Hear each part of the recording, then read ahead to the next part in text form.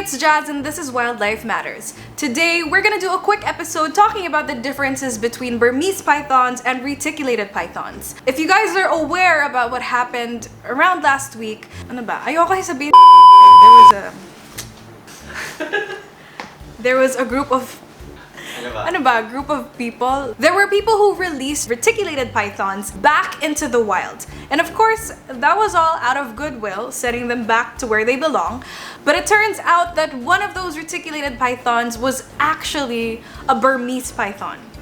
And, you know, for a lot of people, I get it. It's hard to tell the differences between different kinds of snakes.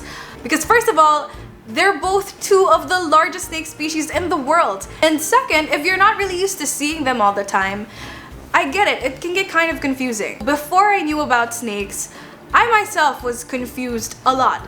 And for us people who are animal lovers, we see them so much that it's become easy for us to tell the differences between different species. So today, let's help each other out and talk about how to differentiate Burmese pythons from reticulated pythons. This is a reticulated python and they are commonly known as sawa here in the Philippines. They are native to the Philippines and other countries across Southeast Asia. And they're known as the world's longest snake. And they're also known to be kind of feisty in nature, always ready to strike. Notice the patterns on its skin. It actually got the name reticulated python because of the reticulated patterns on its skin. But yeah, I know. What does reticulated even mean? Nakaka-nosebleed, right? Basically, reticulated means that it looks like it forms a grid or a network kind of pattern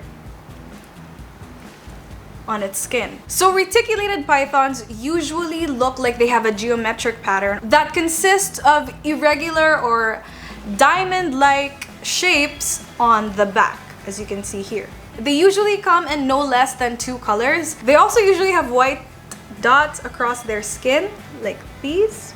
By the way, this is a normal reticulated python, so these are what they usually look like when they're in the wild. I think reticulated pythons have one of the most beautiful snakeskin patterns. They're so beautiful that they're one of the most recognizable patterns in the wildlife trade. Fashion companies are even killing them for their beautiful skin to be sold as bags, shoes, or whatever. And if you notice, snakeskin is actually trending now. There's so much clothing that looks like snakeskin even though they're not made out of it. Check out these outfits. They were all designed after reticulated pythons. Yours probably are too. I mean, they're beautiful. And don't you think this also shows that we can wear animal skin inspired outfits without having to kill animals? So this is a normal Burmese python. This is what they usually look like in the wild. So Burmese pythons, on the other hand, usually come in brown or tan colors. But of course, it also depends on their morph. But this one is a normal Burmese python. It has a normal morph. So these are the ones that you would usually see in the wild where they are found. And they have almost giraffe-like patterns, which are dispersed throughout its body and fit together almost like a puzzle. You can see it even... Oh, it's so heavy. There. There. Now you can see the back. And these shapes go throughout all its body, unlike that of a reticulated python where they actually just stay all over the back.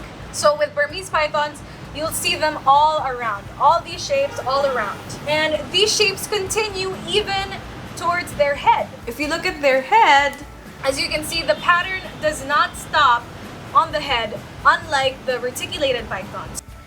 Another way to tell them apart is by looking at their eyes. Reticulated pythons usually have orange eyes, with thin irises that look like cat eyes. They almost look like they have evil eyes, but they're not evil, okay?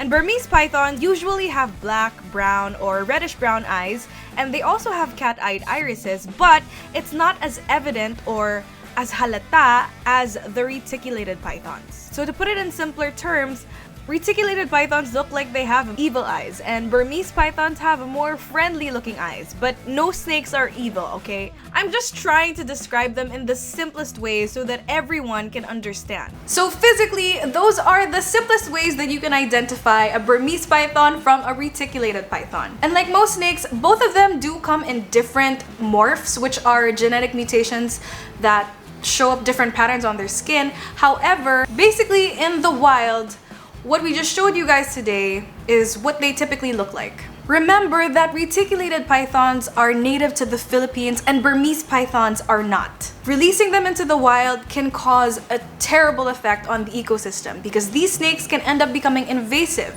just as they have in the Everglades in Florida, wherein they ended up eating all the native species in that area. And that is gonna leave a terrible negative effect on the ecosystem in general. That's it for today. Don't forget to like our Facebook page, subscribe to our YouTube channel, and give us a thumbs up if you really enjoyed this video. And always remember that every piece of wildlife matters.